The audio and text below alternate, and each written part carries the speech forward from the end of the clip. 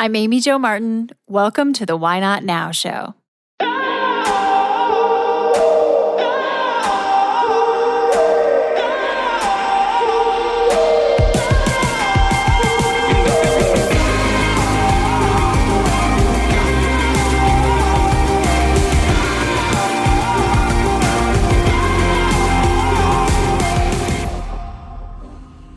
You know that thing you've been thinking about doing? Yeah, that one. Why not now? Have you ever actually taken the time to ask yourself, what's stopping me? Let's talk it through. This is your chance to give that idea the attention it deserves and take action. Each episode, I have a chat with a fascinating person, from entrepreneurs to athletes, celebrities, my parents, rocket scientists, and all walks of life. We talk through a critical time when they've asked themselves, why not now? We dissect that day or even that moment, step by step.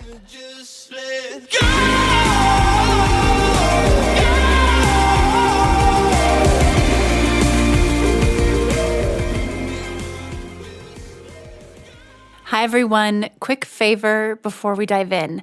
If you are digging this podcast, please subscribe, rate, and review on iTunes. It just takes a moment and it means a ton to us.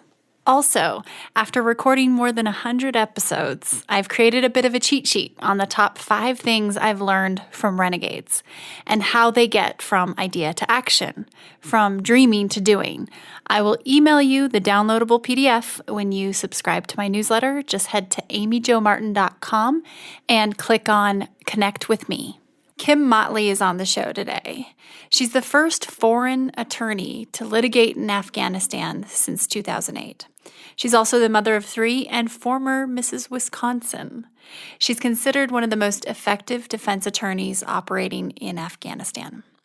Kim's mindset and wisdom have allowed her to navigate impossible situations, and she shares these principles in this episode with us. They can apply to nearly any situation you're going through. Kim experiences an above-average amount of risk with her job. She's been temporarily detained, accused of running a brothel, accused of being a spy, and she's had a grenade thrown at her office. Kim works in a male-dominated Afghan court and prison system. And as Vanity Fair has written, she must appear to be someone from outer space. She acknowledges this, but declares that she gets respect. She has proven to be a very effective and tenacious fighter. Motley has been described as possessing a rare kind of grit, the kind necessary to hang a shingle in Kabul, represent the underrepresented, weather a kaleidoscope of threats, and win the respect of the Afghan legal establishment and tribal leaders. Kim Motley's work and determination are unmatched. I have so much respect for the important work she's doing in this world. And I must admit, I was a little nervous interviewing such a powerhouse. She's a global investor of human rights. We tackle the most taboo topics on the Why Not Now show. Oftentimes, you're hearing guests share things they've never shared before. In the spirit of things we don't typically talk about, you should know that the Why Not Now show is supported by Poo-Pourri. Yep, the original before-you-go toilet spray. It's magic. My friends at Poo-Pourri have literally taken the smell out of you-know-what. This pure blend of essential oils stops bathroom odor before it begins. Visit poopourri.com, and Why Not Now listeners get 20% off with code WHYNOTNOW. That's all one word. Also, you can now get Poo-Pourri at Target. We all seem to know someone who's about to have a baby. And the question is, what do we get them as a gift? Do we really go to that registry and scroll through those sometimes boring items? Or do we wow them with something different and unique? I have a solution for you. It's called Baby Beats. Baby Beats are one-of-a-kind songs created using the recorded heartbeat of the baby in utero. The song is coupled with a video that includes photos of the expecting parents and their journey to parenthood, and then it's delivered to you in a cute little wooden box with a USB drive inside. It's adorable. baby beats are a great solution for baby shower gifts or even for announcement videos for the expecting parents themselves. They can share these on social media, and it's really unique. If you are interested in baby beats, head to yourbabybeats.com and you get a 25% discount as a Why Not Now listener. So at checkout, enter in Why Not Now as your coupon code, Why Not Now, no caps, and you get 25% off. Head to yourbabybeats.com. Kim, welcome to the show. How are you doing?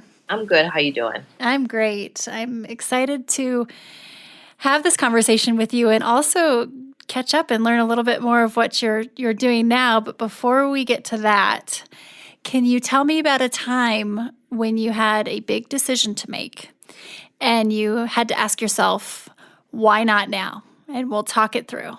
Well, I think, frankly, the last really huge decision was in 2008 when I was offered the opportunity to go to Afghanistan for a contracting job to train and mentor Afghan defense attorneys. And so that was it was a time in 2008 when I have 3 children. At that point in time, they were 2, 7, and 12 years old. I had never traveled outside the country, but it was a good professional opportunity, but frankly, also a good financial opportunity. And so I was, I talked to my husband about it on whether or not, this was something that made sense to do. Also considering going to Afghanistan because it's not, a vacation spot, obviously. Mm-hmm. So I guess then in 2008. So that decision, how long did it take and how did you navigate that process? Because it's obviously huge and you knew that there was, probably a certain amount of risk involved. But I also appreciate the fact that you are transparent in that financially there was some upside. So how did you even get from this is a thought, it could be, to I'm going? Well, I mean, it was interesting. It was obviously I talked to my husband a lot about it to see sort of what his thoughts were, because obviously that's the first thing to see whether or not if I were to go, if he would be okay with me going, because obviously the parental duties would fall on his shoulders. And so that was sort of the first step. The second step was sort of researching Afghanistan. I didn't really know a lot about Afghanistan then, other than what I had heard about the news, which frankly was all negative. And so just like researching that, and that was, those were really the two things that I looked at, and seeing also obviously where the kids were at, if this may be a good time to kind of, would they be able to handle it? So taking those three things into consideration, we made the decision that, why not now? And then I went to Afghanistan. And knowing a bit about your story, what happened next, you probably couldn't have even imagined.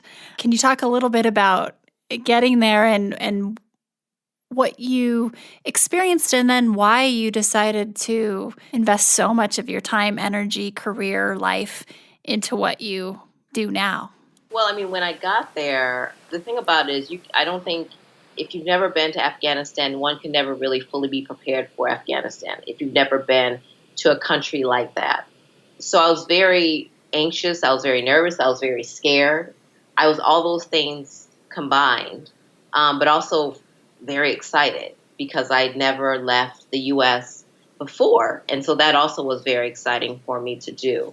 But I was also, frankly, open. I think because it was my first place, I was also very open to experiencing, learning, and understanding.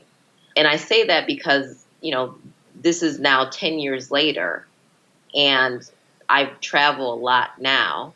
And so I understand and expect certain things when I travel now, whereas then I had really no expectations. So I was like a sponge, just soaking up everything, the culture, the vibe, everything. So I thought that was really interesting for me to be in that situation at that point in time. It is amazing that that was your first time outside of the U.S. and you didn't have anything to compare it to, really. So then you're there and you spent some time with this contracting job.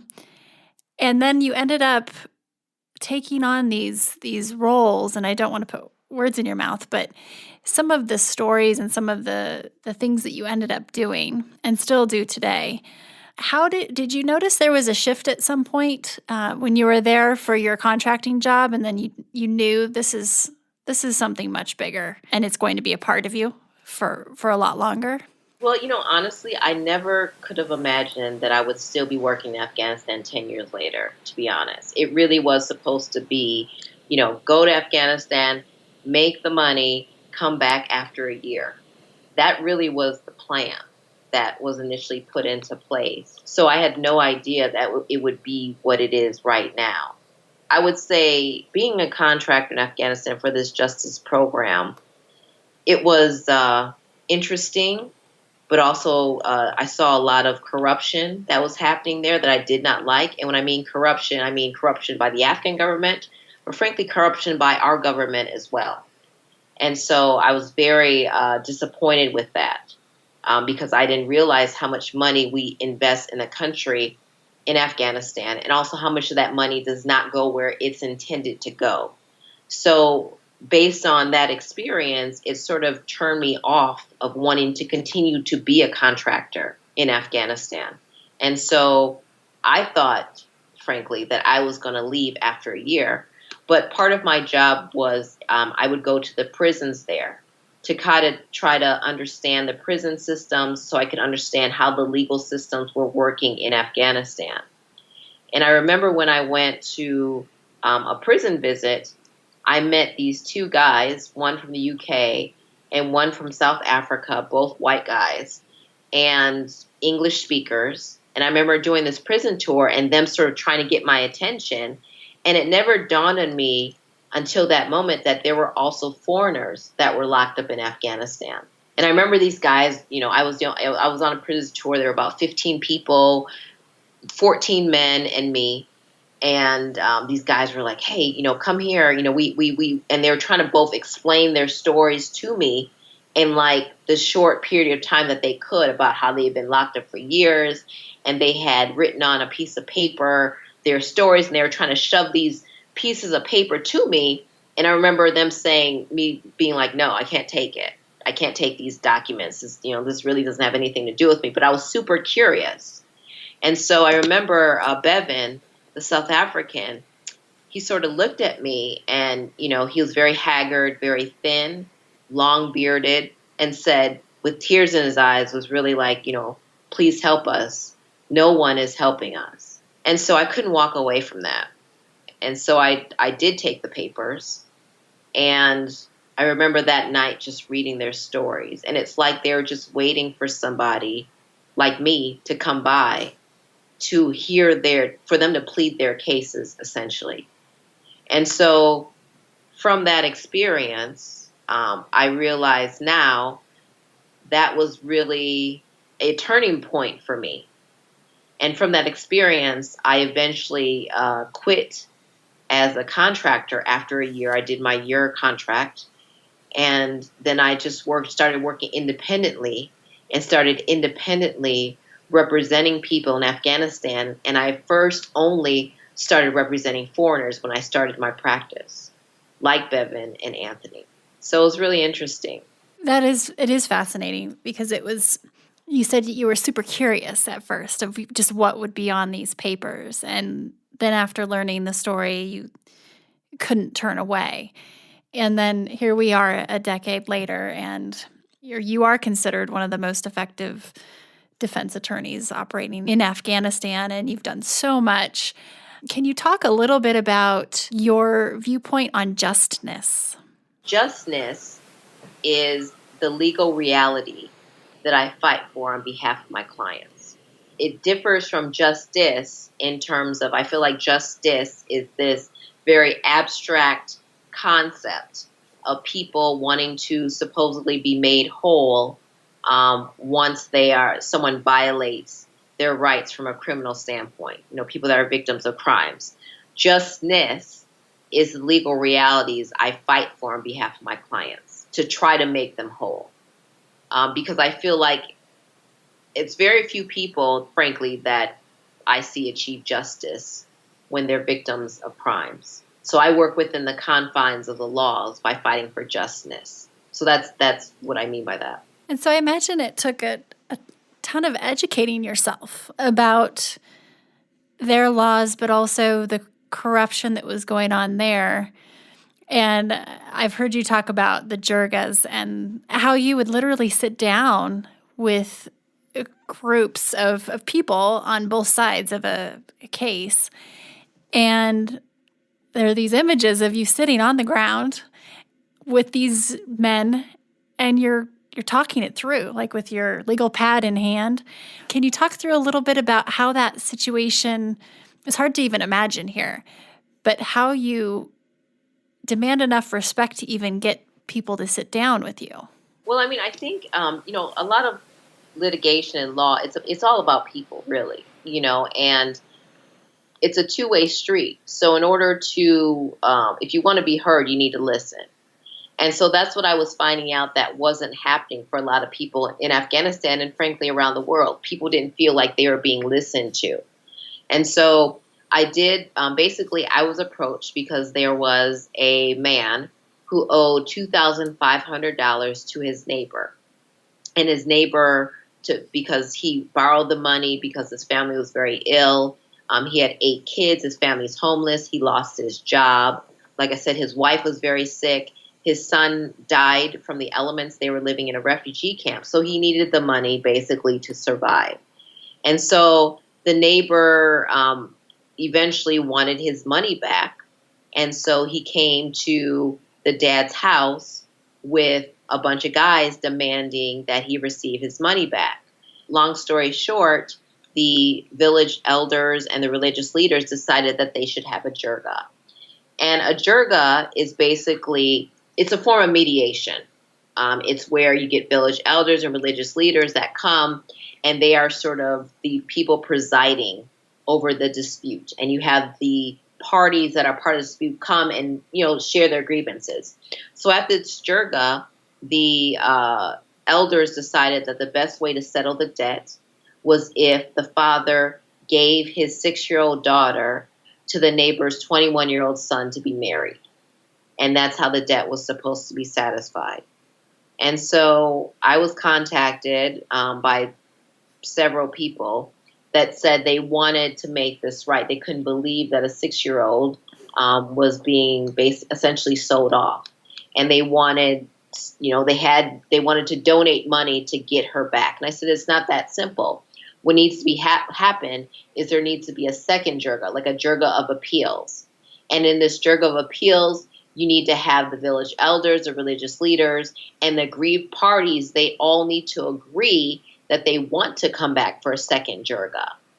And I said, and if I'm going to be involved in this second jirga, then they all also need to agree that I'm the main judge presiding over the jirga.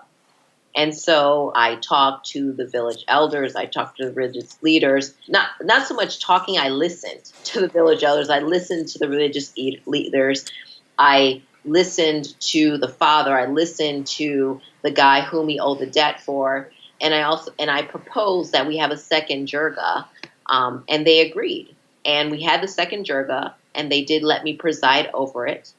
And in the second jirga, the debt was satisfied. The engagement was terminated. I mean, the girl did not have to marry the son. And I also added some extra legal things that are consistent with the law there, basically letting them know that, if you cannot legally sell any of your daughters because it's against the law. And if you do, you can go to prison. Also, they agreed that all their females in their families have the right to education and would be educated, which is also according to the Afghan constitution. And I got all their contact details so that if they violated any of these conditions, and all of them, or singular or plural, or could be arrested for violating the conditions of the contract. They all signed it. They provided their details. I registered that with the government. The girl was returned home, and now she's in school. Amazing. And this is Nagma, right? Yes, this is Nagma. Do you still keep in touch with her? I do, actually. Her father, yes. It's funny because I was just in Afghanistan a couple months ago, and she's mad at me because she was having throat problems, and her father and I took her to the hospital, and basically she needed to get her tonsils out. Basically, I arranged for her to get her tonsils out. She was so mad at me, but yeah, I know. You're the guardian angel that keeps giving.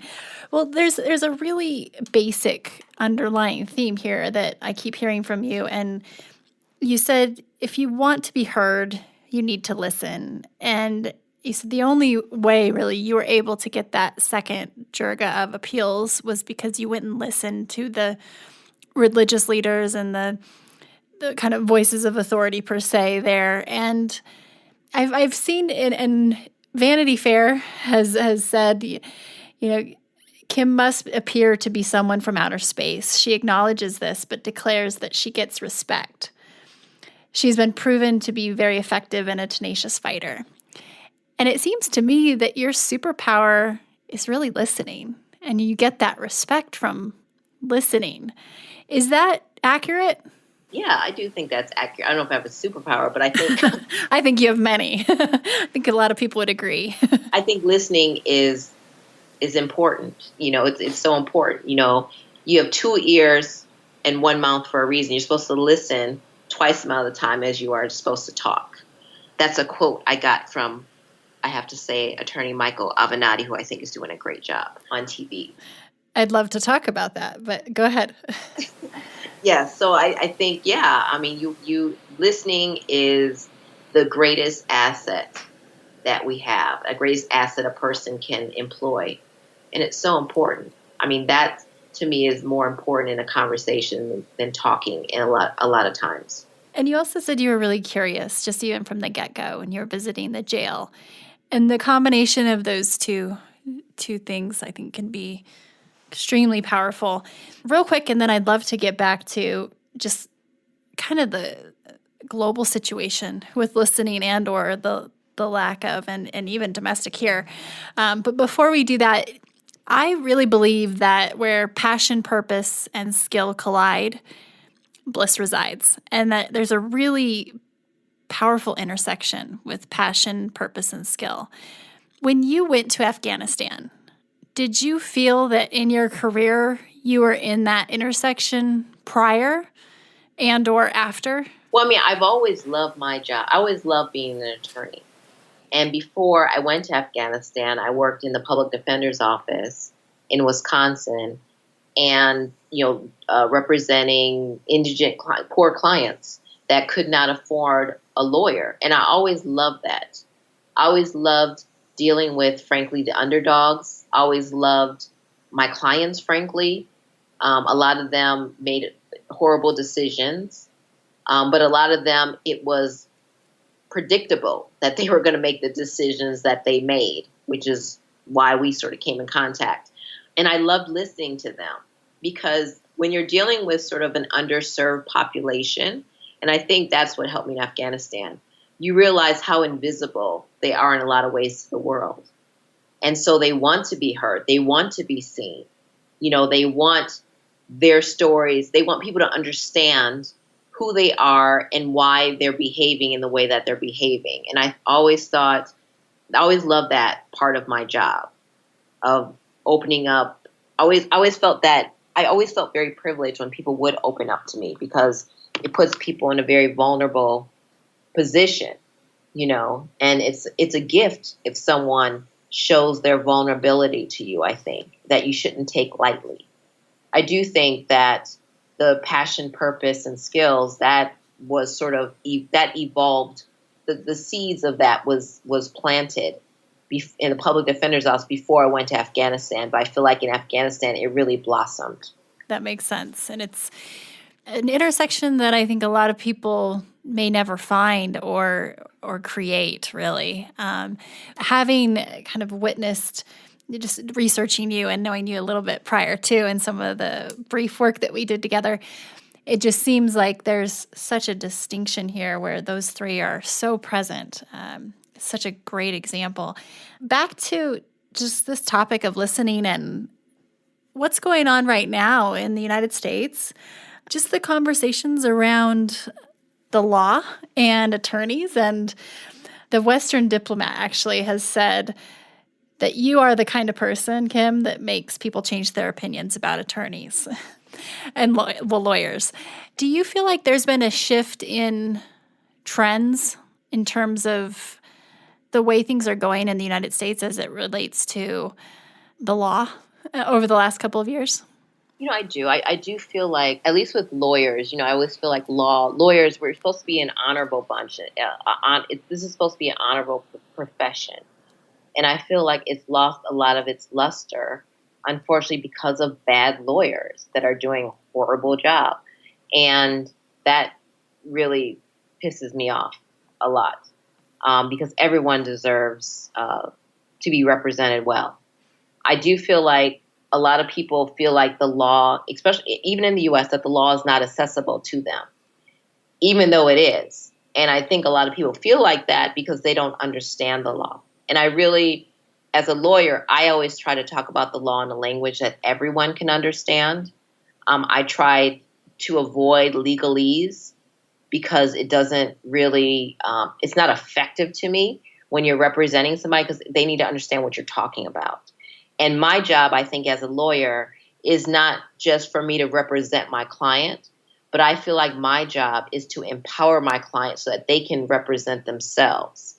Like, I really feel like that's what lawyers should do, as well as representing their clients. And so I think within the last year, with what's happening politically in the U.S., we have seen, I think, a lot of really cool things with the law and with lawyers that are using law to fight against things that are happening in the government that seem to be unconstitutional, unethical, or even corrupt. And I think that's great, because that's what the law is supposed to be. The law is supposed to be a check on the systems of society, of our democratic society, to make sure that the rules and regulations that we have set up, i.e. the laws, are being followed by everybody. And so I think that that's a good thing, but I think there needs to be a heck of a lot more of it. There isn't nearly as many people fighting for the law and against different legal issues in the U.S. as there should be. The education, what you just said about empowering your clients so they can represent themselves, it's such a twist on it in a good way, a different viewpoint than I've really ever kind of thought about relationship with an attorney. And it's a really refreshing one. As far as what you're doing right now, Kim, is your main focus still Afghanistan? Or I know you work in a lot of other countries, a lot of different things. What is your current primary focus? My primary focus is just representing people well wherever they may be in the world. And so in terms of where I'm at location-wise, I represent clients on every continent except for Antarctica. My main headquarters are in the U.S. and Afghanistan. I still do a lot of legal practice in the U.S. as well, but I also take a lot of cases in different countries. I'm a disruptor with a lot of issues that are happening, and just fight for people's rights as best as I can in whatever country that may be. I try to be a voice for the voiceless where I can from a legal perspective. And I'm going to continue doing that. I'm enjoying doing it. I like doing it right now, and I can't see not doing it, at least not for the time being. And with your job, there is an amount of risk that is well above average. And in your career, you've been temporarily detained and accused of running a brothel. The list goes on, accused of being a spy. You've had a grenade thrown at your office, although it didn't go off. How do you justify, maybe justify isn't the right word, but how do you keep going with that type of danger? I mean, it's just part of the job, to be honest. I don't really think, honestly, I'm just like, it's just part of the job. It's like, I always say, you can't get in the boxing ring and complain about getting hit. That's just how it is, and if I don't like it, then I should just quit, period. And I'm not ready to quit. I'm not going to quit. Do you feel like some of that has subsided, the kind of physical danger, or do you still feel that to the extent that you have in the past? To be honest, I think it's increased. I mean, it's expected, right? The more you do well on cases, the more people want you to represent them, and the more attention you get from the good guys, but also the bad guys. Wow. So, changing gears for just a minute, I want to try and dig into your operating system a little bit because you are very unique and brave. But just your day and the way you operate, if someone were to ask you, what are some of the unique aspects of how you navigate your day? What would you say? Well, I think there is no schedule ever. There's a schedule, but it's like anything can happen in a day, which I think is interesting. And I can be contacted from anywhere, anyone from anywhere. And the things that I get are just crazy sometimes, but they're interesting. I rely a lot on, obviously technology is really important because people need to be able to contact me from wherever they are in the world. I generally keep my schedule in my head. It's just been a habit of mine because from a security standpoint, I'm really the only one that generally knows my schedule, like for a full day. I don't know. It's a good question, but I've just never. Well, it's hard when it's you, probably, right? Because it's just the way you operate. But speaking of the technology and for people reaching out, I imagine it's probably become a lot easier to tell what's like super legit and what isn't. But do you get a lot of outreach that's so bizarre that you have a hard time telling if it's real or if it's something that you should pay attention to or not? Oh, it does happen. It does happen, to be honest. And I am able to try to streamline whether it's real or whether it's BS pretty quickly. People, if you Google me, I'm pretty accessible on purpose in terms of like you can find my email, my phone number, my Facebook, and that's on purpose because I just have people that need help. And so I try to be very quick and respond as quick as I can to responding to people when they have questions or when they're in need. Because frankly, a lot of times people are really in life or death situations, and they do need someone to respond pretty quickly. And so with this work, I've been able to create a network of people around the world that can do a lot of things on the ground for me to see whether or not a call is valid or not. So I sort of enact those systems. What's one lesson that you've had to learn multiple times? I've had to learn to get your sleep. Getting your sleep is so important because you can burn out. So I make sure that I at least get my 7 hours of sleep. It's such a good one. And with your travel, is that difficult because of your time zone changes and It definitely can be. I think the travel, I'm fine with. Like, I'm used to the travel. It's just being accessible to people when they need me to be accessible is always a challenge because wherever I'm at, I know people or I have clients on every time zone. So, and a lot of times there's emergency situations that happen and they want, an immediate response. I've learned that to just be like, listen, this is my sleeping time. That's it. And the traveling, to be honest, I like when I travel because that's when I definitely get my sleep because I'm on a plane and usually my plane rides are over 12 hours and I don't have internet access.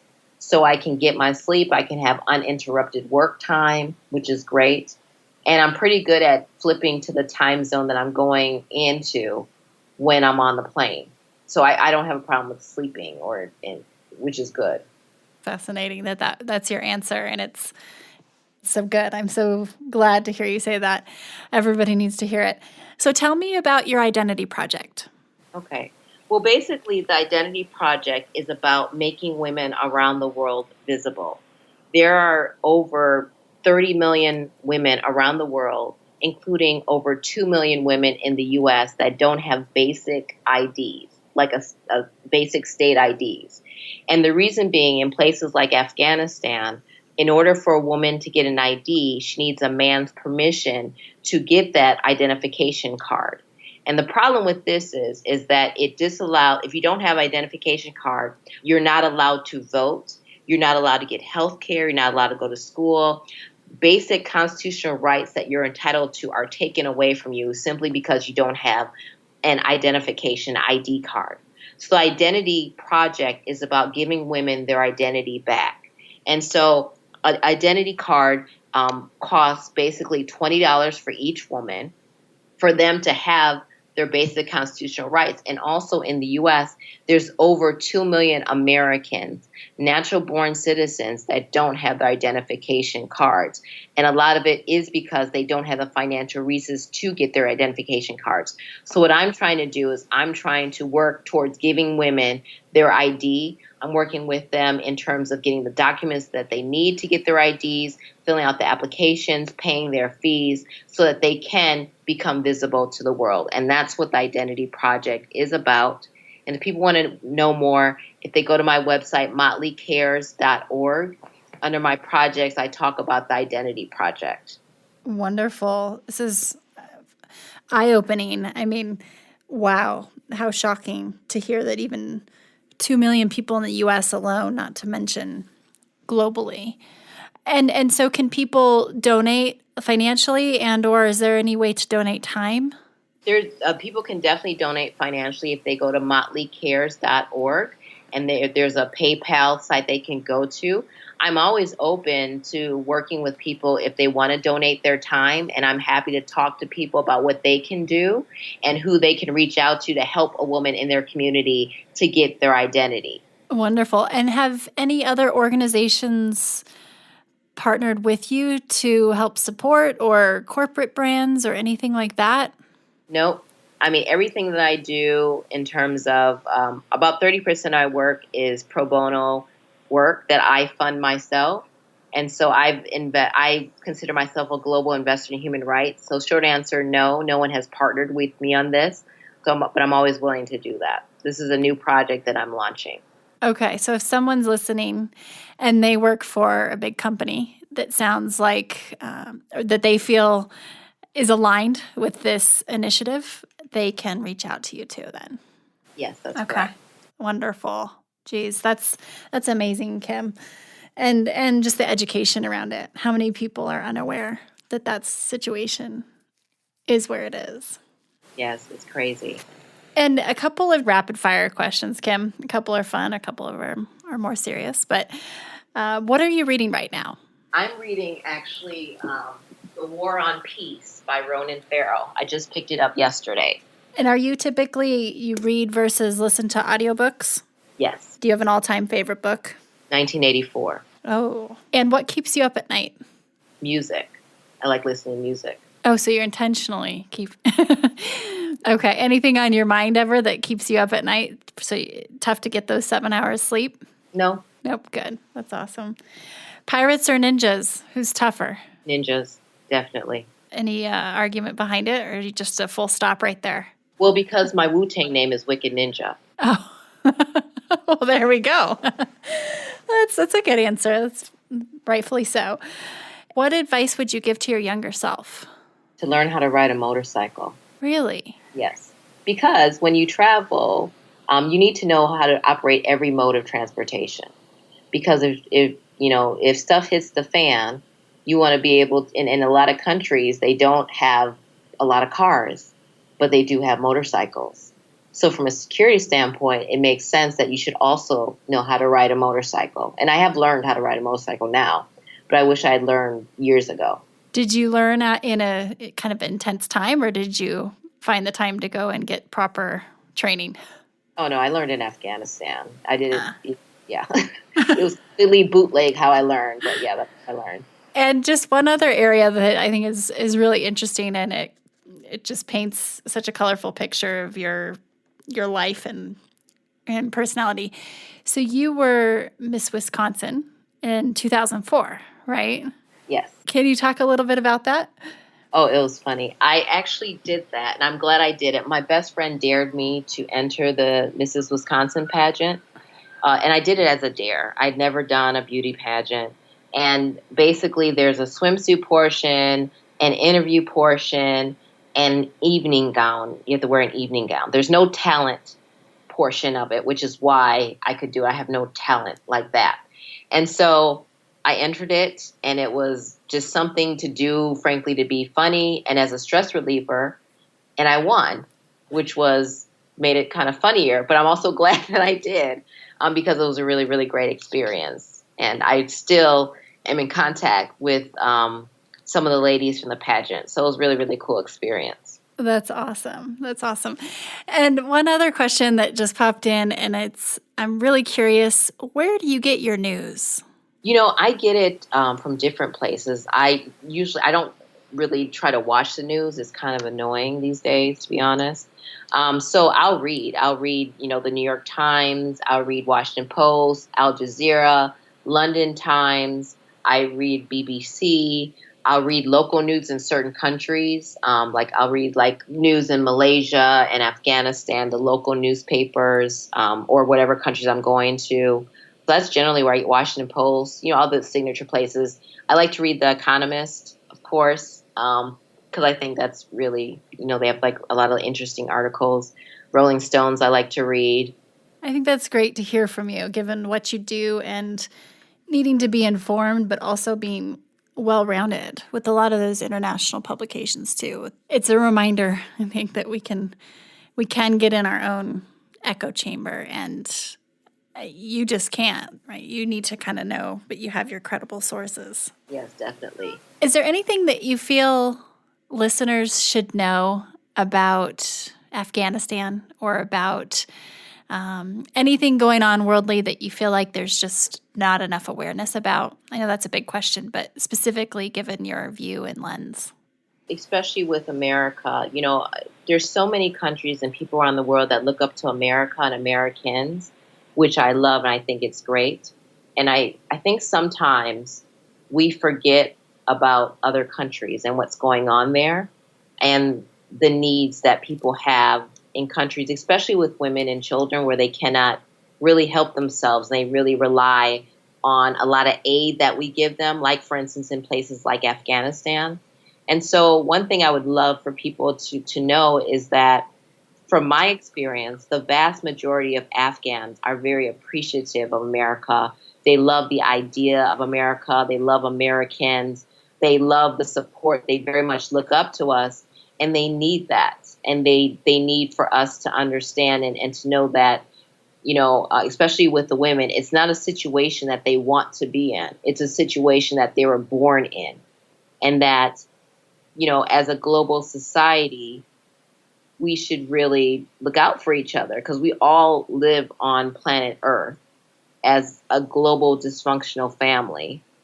And a issue that happens in Afghanistan, like a girl that's being sold as a young child bride that's happening in Afghanistan, it's not just, that problem isn't just confined to Afghanistan, but we have young brides also being sold in America also. These are all global issues. I hope that we continue to help in places like Afghanistan. I hope we help even more in places like Yemen, which need the help so desperately, especially for refugees who are literally fleeing from their lives, from their homes, not because they want to, but because they just want to live. And, life is a basic human right that we're all entitled to.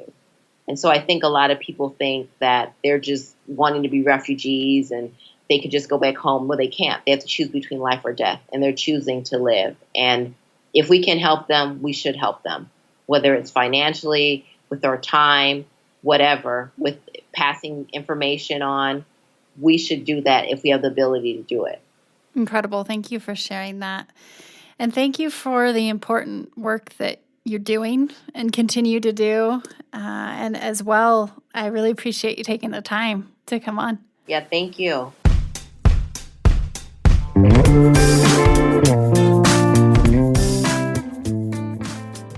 Hey everyone, thanks for listening to the show. Hit me up on social media to let me know what you think. I'm at Amy Jo Martin on Twitter, Facebook, Instagram, and LinkedIn. And I want to hear your Why Not Now moments so I can share them on the show. Just send me a note to whynotnow@amyjomartin.com. For show notes and other offers, you can visit amyjomartin.com/why not now. And while you're there, don't forget to sign up for my email newsletter for exclusive content and announcements. A big thanks to Rock Salt Music for all of the tunes by the talented John Coggins, and of course a hat tip to Richard Brewer for editing and producing the show. I'll see you next time, and until then, why not now?